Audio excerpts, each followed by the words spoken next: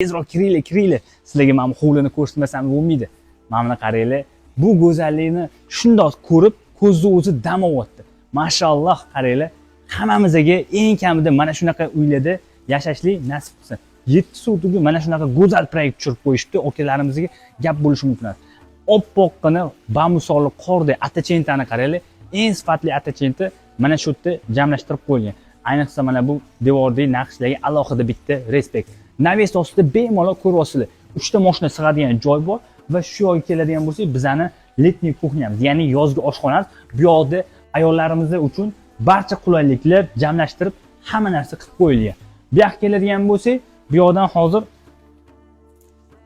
spa zonasi, ya'ni sauna, finskiy sauna, turetskiy sauna marhamat ko'rishingiz mumkin. Bu yoqda hozirlarga yaxshiroq bo'lish uchun setlarni yopib beraman. Bu yoqqa keladigan bo'lsak, mana bu yoq xona uchun alohida kotelniy qo'yilgan, saunani ko'ryapsizlar. Turetskiy sauna, bu yoqda mana shunaqa bochka qo'yilgan. Bu yoqga finskiy sauna va albatta bizda sanuzel kerak bo'ladi dushdan keyin. Endi sizlar bilan birgalikda bu yoqdan hozir chiqamiz. Основnoydan keyin dalcha sizlar bilan birgalikda ko'ramiz. Mana bu xonadonga kirgan любой bitta odamni diqqat e'tiborini mana shu fontan deyiladi, vodopad deyiladi, mana shu narsa o'zini e'tiborini tortmasdan qo'ymaydi. Mana qaranglar.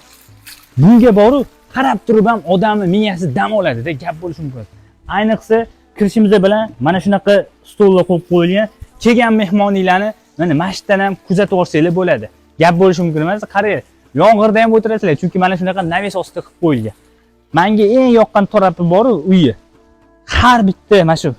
Har bitta yo'llarga mana shunaqa tuylarga gullar ektirgani menga juda ham yoqdi. Uyimizning basseynini, razmerini kommentariyada o'zingizlarning izohinglarni yozib ketinglar. Qaranglar, nechi bu basseyn. Va mana fasadni qaranglar. Fasadimiz nima deyapti? Okalar, nima deyapti fasadimiz? Eng zo'r fasad deb o'ylayman. Nimaga desanglar, 7 sotuvga hamma ham bunaqa chiroyli proyekt tushira olmaydi.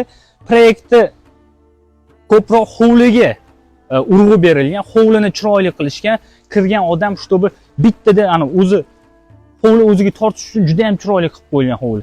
Bu uyimizga keladigan bo'lsa, bu yoq tarafda hovli uchun отдельно yana sanuzga kirib chiqish joyi. Uyimizda ikkita podval bor. Birinchi podval mana mamitdan tushib ketiladi. Bu yoqni ham ko'rsin. Bu yoqqa keladigan bo'lsa, mana shunaqa verandada desak ham bo'ladi. Bu yoqda xohlasanglar tapchan qo'yib, mana masalan yozda, qishda o'tirib xohlasa ustini yopib qo'ysanglar ham bo'ladi. Mana shunaqa unumli joy tashab ketilgan. Bu yoq rakursdan ham hovlimizni bitta o'zingizlar ko'ringlar. Inshaalloh hammamizga eng kamida mana shunaqa fayzli xonadonlarda yashash nasib qilsin. Bu videoni mana shunaqa uy qidirib yurgan do'stingizga tezda jo'natib qo'ying. Endi sizlar bilan birgalikda uyimizning ichini ko'rib chiqamiz. Bu esa bizning uyimizning kirib kelish qismi. Marhamat, mana shu yoqdan kirdik va sizlarni kirishinglar bilan mana shunaqa katta hovli kutib oladi. Mana qaranglar, hovli kattaligi alohida bitta baho bermasanglar bo'lmaydi. Menga yoqqan tarafi mana shunaqa panorama oyna qo'yilgan, chunki shundoqqina mana shu yoritishi shundoq hamxonani yoritib beryapti. Svet yoqmasanglar.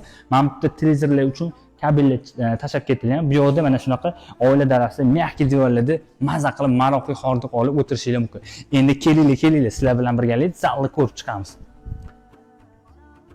Mana bu zalni qaranglar. Zalmisan, zal. Ayniqsa mana bu devordagi ranglar juda ham chiroyli tanlangan. Mana bu kamin ham prosta obmanka emas, ham ishlaydi, ham isitib beradi. Bu yoq tarafga qilsangiz, ko'rsanglar bo'ladi. Mana shunaqa shkaflar yasattirilgan, katta televizorlar uchun joy tashab ketilgan. Bu esa bizning birinchi etajimiz uchun ajratilgan umumiy garderobni. Olgan odam endi bu yoqni xohlasa o'zini xohishiga ko'ra boshqa xona ham qo'yarsa bo'ladi. Birinchi etajimizga обязательно bilasizlar, yotoqxona kerak. Yotoqxonamiz ham kattagina, oynalari hovliga qarab turibdi. Bu xonamizning o'zining ichida mana shunaqa sanuzillari ham bor. Endi sizlar bilan birgalikda ayollarimiz vaqtini ko'p o'tkazadigan xona, ya'ni oshxonani ko'rib chiqamiz. Faqat ayollar o'zingizlar xolis fikringizni yozib qoldiringlar. Sizlarga mana shunaqa oppoq oshxona yoqadimi, yoqmaydimi? Men kommentariyalarni o'qiyman.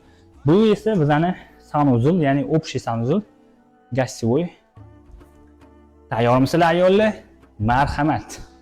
Oshxonani qaranglar. special for you degan joyi. Ayniqsa ayollarimizga meni fikrim bo'yicha mana shunaqa oppoq oshxona yoqadi. Bu oshxonamizda barcha qulayliklar mujassam qilib qo'yilgan. Hamma texnikalar полностью bo'sh qilingan. Gap bo'lishi mumkin emas. Oshxonamizdan yoniga keladigan bo'lsak, mana shunaqa mini kladovka desak ham bo'ladi, chunki ayollarimiz banka oshxonada bo'lsa kerak emas anjomlar mana shu yerga taxlasanglar ham bo'ladi. Bu yoq rakursda ham mana shunaqa katta panorama oyna qoldirilgan, shundoqqina hovlini ko'rib turishingiz mumkin. Oshxonamizga to'g'ridan to'g'ri bu yoq hovlidan ham kirsak bo'ladi. Ya'ni aylanib o'tirish keragi yo'q. Endi sizlar bilan birgalikda ikkinchi etajimizni ko'rib chiqamiz. Ikkinchi etajda hamma xonani sizlar bilan birgalikda ko'ramiz. Ketdik. Bu esa bizning ikkinchi etajimiz. Qaranglar, zinalarga mana shunaqa podsvetniklar qilingan. Bu ayniqsa qorong'uda juda ham kerak bo'ladi, yo'linglarni yoritib beradi. Mana shu rakursdan o'zingizlar xolis, o'zingizlar bitta baho beringlar. Juda ham go'zal ko'rinyapti. Meni fikrim bo'yicha maksimum like ga arziydi. Qaranglar. Ayniqsa mana shu lustra ham uyga boshqacha jozibador bag'ishlab turibdi. Endi sizlar bilan birgalikda birinchi roditelskiy xonadan boshlaymiz. Qaranglar, kirishimiz bilan mana shunaqa katta xona, o'zining ichida sanuzulni ham ko'rasizlar. Mana bu rakursdan ham operator bitta olib beringlar. Bu go'zallikni hamma ko'rish kerak. Gap bo'lishi mumkin emas. Mana qaranglar, tabiatning go'zalligini qaranglar. Bu xonamizga keladigan bo'lsak, bu xonamizni olgan odam xohlasa garderobni qiladi. Xohlasa buni kabinet o'rnida foydalansa ham bo'ladi. Kattaligini o'zingizlar ko'rib turibsizlar. Endi sizlar bilan birgalikda narigi xonalarni ham ko'rib chiqamiz. Uyimizda 3 etaj bo'lishiga qaramay, 3 etajda ham полностью tupli pol qilingan va radiatorlar o'rnatilgan. Bu yoq xonamizda ham o'zining ichida mana shunaqa sanuzullari bilan tayyor holda qo'yilgan. Marhamat, ko'rishingiz mumkin. Hamma xonamizning rasmlarini o'zingizlar ko'ryapsizlar, kichkina emas, hammasi katta-katta xonalar qilingan. Bu esa bizning detskiy xonamiz. Mana bu detskiy xonasini ham qaranglar. Bolalar yotoqxonasi ham kattagina razmerda. Bu yo'g'iga bemalol bitta kravati bilan bitta dars tayinlaydigan joyini ham sig'dirib bersanglar bo'ladi. Bemalol sig'adi. Lustrani ham noodatiysini qo'yilgan. Bu esa bizning ikkinchi etajimiz uchun ajratilgan sanuzul qismi. Va ikkinchi etajimizning oxirgi yotoqxonasi. Qaranglar, rangiga alohida bitta baho beriladi. Telefon bu rangni ko'rsatib beryaptimi, yo'qmi, lekin kelib ko'rsanglar o'zingizlar amin bo'lasizlar, chunki juda ham chiroyli rang tanlangan. Quyoshda ayniqsa juda ham blesk beryapti. O'zining ichida sanuzullar bilan birgalikda. Endi sizlar bilan birgalikda eng uyimizning go'zal nuqtasi, ya'ni terrasa, balkonini ko'rib chiqamiz. Bu yoqda qaranglar, kech payt kofechani olib, mana shunaqa toza havoda, mana shunaqa go'zal manzarani ko'rishga nima yetsa, havas qilganlar like bosib, mana shunaqa uyga kimga ravo ko'rsangiz, o'sha insonga tezda jo'natib qo'ying. Endi sizlar bilan birgalikda podvallarni ko'rib chiqamiz. Qani ketdik.